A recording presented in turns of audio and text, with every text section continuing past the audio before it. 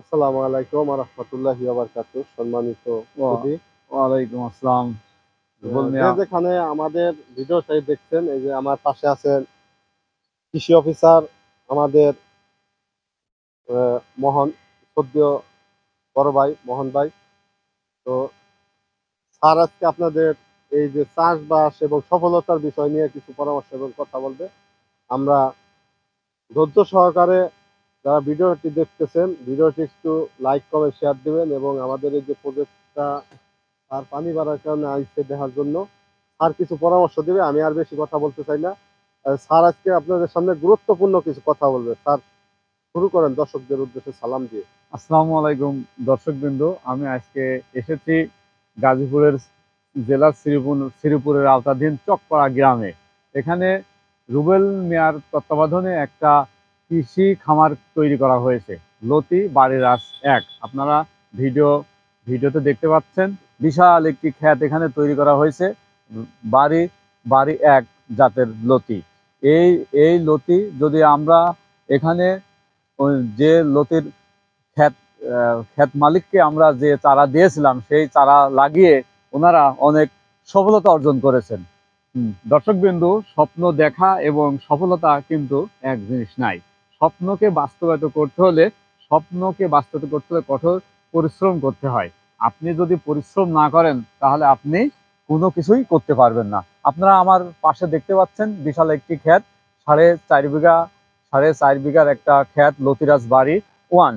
এখানে রুবেলকে আমি পরামর্শ দিয়েছি এবং স্যার, আমার এই জমিটা আপনার এখন পানি হয়েছে 1 হাঁটু, হ্যাঁ। হ্যাঁ, এখন হ্যাঁ। আপনি দর্শকদের উদ্দেশ্যে হুম, বলেন, অনেকে জিজ্ঞেস করে যে আপনার হুম, পানি বেশি হইলে হুম, কিংবা পানি হইলে অনেক। আমি দর্শকদেরকে একটা পরামর্শ দিই, সেটা হচ্ছে পানি ছোট থাকতে লাগাইলে পানি যদি কম থাকে তাহলে সমস্যা নাই। যদি হুম। ছোট থাকতে লাগালে গাছ ডুবে গেলে তো গাছটা সমস্যা নষ্ট হয়ে যাবে। আর সমস্যা হবে। গাছটা বড় থাকলে যদি 1 হাঁটু পানি হয়, এই যে যেরকম বৃষ্টি পানি পাচ্ছে হুম। 1 হাঁটু, আমাদের গাছটা সুস্থ এবং সবল আছে। এই বিষয়ে কিছু বলেন। দর্শকবৃন্দ, আমার পাশে দেখতে পাচ্ছেন একটা ক্ষেত পানি থেকে হাঁটু সমান পানি হয়েছে। যখন আপনি চারা রোপণ করবেন তখন যদি গাছটা যদি পানিতে ডুবে যায়, সেটা ক্ষতি হতে পারে। কিন্তু গাছটা বড় হওয়ার পরে তার ভিতরে যদি পানি হয়, সামান্য কোনো ক্ষতি হবে না। দেখতে পাচ্ছেন পানির উপরে লতি গাছ উঠে বসে আছে। এখানে লতি গাছের জন্য পানি উপযুক্ত পরিবেশ।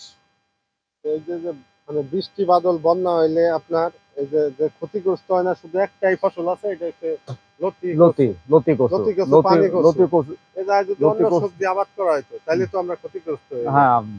যেখানে পানি সারা বছর বেঁধে থাকছে কিংবা 6 মাস, যেখানে যে জমিতে আবদ্ধ অবস্থায় পানি থাকে, পানি বাড়ানোর কোনো জায়গা নেই এবং কোনো প্লেস নেই, সেখানে দর্শকবৃন্দ অনায়াসে আপনারা নিশ্চিন্তে লতিরাজ বাড়ি 1 চারা নিয়ে আপনারা রোপণ করতে পারেন। এখানে আপনাদের ভালো সম্ভাবনায় দেখা দেবে, আপনারা সফল কাম হবেন। আর একটু কথা আমরা দর্শকদের সাথে শেয়ার করব।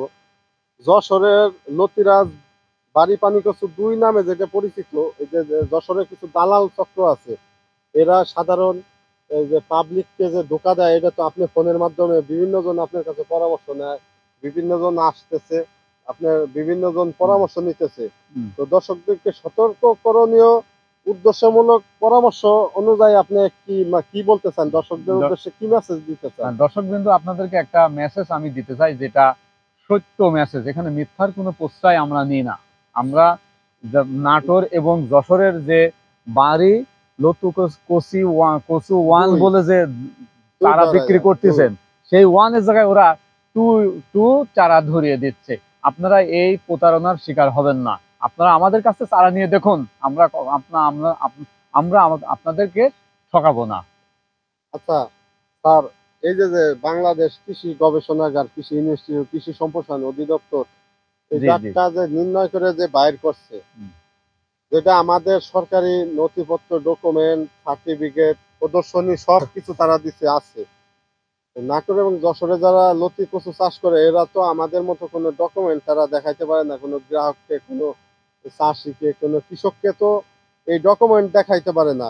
তারা মুখ দিয়ে বলে, তাদের কথা বিশ্বাস করে যে সাধারণ কৃষক যে মাঠ পর্যায়ে ধোঁকার শিকার হইতেছে, এই সম্বন্ধে কৃষকদের কিছু আহ, তথ্য এবং পরামর্শ দিয়ে সহায়তা করার জন্য হ্যাঁ, আপনাকে অনুরোধ জানানো। হ্যাঁ, কৃষক ভাইদের প্রতি আমি একটা কথাই বলবো, সারা দেশে অনেক চিটার বাটপার এবং দালাল আছে।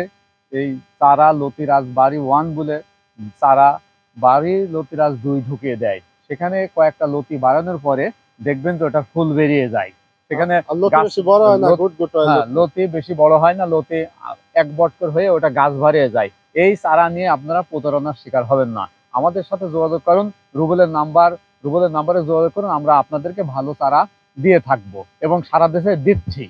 আর আপনার সাথে যদি কেউ যোগাযোগ এবং পরামর্শ নিতে চায়, তাহলে আপনার সাথে যোগাযোগ করার মতো মানে মাধ্যম কি, এই বিষয়ে একটু বলেন। আমার সাথে দর্শকবৃন্দ আমার সাথে যোগাযোগ কৃষি করার, গবেষণাগার হ্যাঁ, সম্প্রসারণ অধিদপ্তরে গেলে আপনার হ্যাঁ, হ্যাঁ, পাবে, কিংবা হ্যাঁ, আমার আমাকে আমার পাবে। কাছ থেকে নাম্বার নিয়ে আপনাকে হ্যাঁ, ফোন দিতে পারবে। হ্যাঁ, রুবেলের কাছ থেকে নাম্বার নিয়ে আমার সাথে যোগাযোগ করতে পারবেন। কচু বিষয়ে আমি অবশ্যই আপনাদেরকে সাজেশন দিব। আর আমাদের কাছে এই যে স্যার যে কৃষি সম্প্রসারণ অধিদপ্তরের আওতাধীন যে চারা এবং আমাকে দিছে, চাষ চেয়েছে আমার কাছে, আপনাদের স্যারের সামনে বলতেছি, বাংলাদেশের সব ধরনের জাত আছে। লতিরাজ বাড়ি 1, পানিকচু 2, যশোর, নাটোর, আলমের ফেমাস, পানিকচু, কাঠকচু আপনারা আমাদের ভিডিওতে দেখে থাকবেন। আর বাংলাদেশের প্রত্যেকটা জেলায় কৃষি গবেষণাগারের মাধ্যমে, কৃষি ইনস্টিটিউটের মাধ্যমে, কৃষি সম্প্রসারণ অধিদপ্তরের মাধ্যমে অনেক কৃষককে আমরা অসংখ্য চারা দিচ্ছি। অনেক কৃষককে আমরা এই ফোনের মাধ্যমে পরামর্শ দিয়ে সহায়তা করতেছি। তো আপনাদেরকে আমরা একটা রিকোয়েস্ট করব, যারা আমাদের এই ভিডিওটি দেখতেছেন, আপনারা আমাদেরকে অবশ্যই, আপনারা আমাদের কাছ থেকে চারা নেওয়ার দরকার নাই, আপনি আমাদের সাথে যোগাযোগ করবেন, সঠিক পরামর্শ নেবেন এবং এই যে স্যার আছে, স্যারদের সাথে পরামর্শ করেন। এরপরে আপনি চাষে আসেন, আপনি ধোঁকা এবং প্রতারণার শিকার হবেন না আশা করি। আপনি একটা ভালো পর্যায়ে আমরা নিয়ে যাওয়ার চেষ্টা করব। আমরা বাংলাদেশের অসংখ্য কৃষককে এই পর্যন্ত চারা দিছি, অসংখ্য কৃষকের সাথে আমরা পরামর্শ করি, অসংখ্য কৃষককে আমরা বিভিন্ন ধরনের ভালো পরামর্শ দিয়ে থাকি।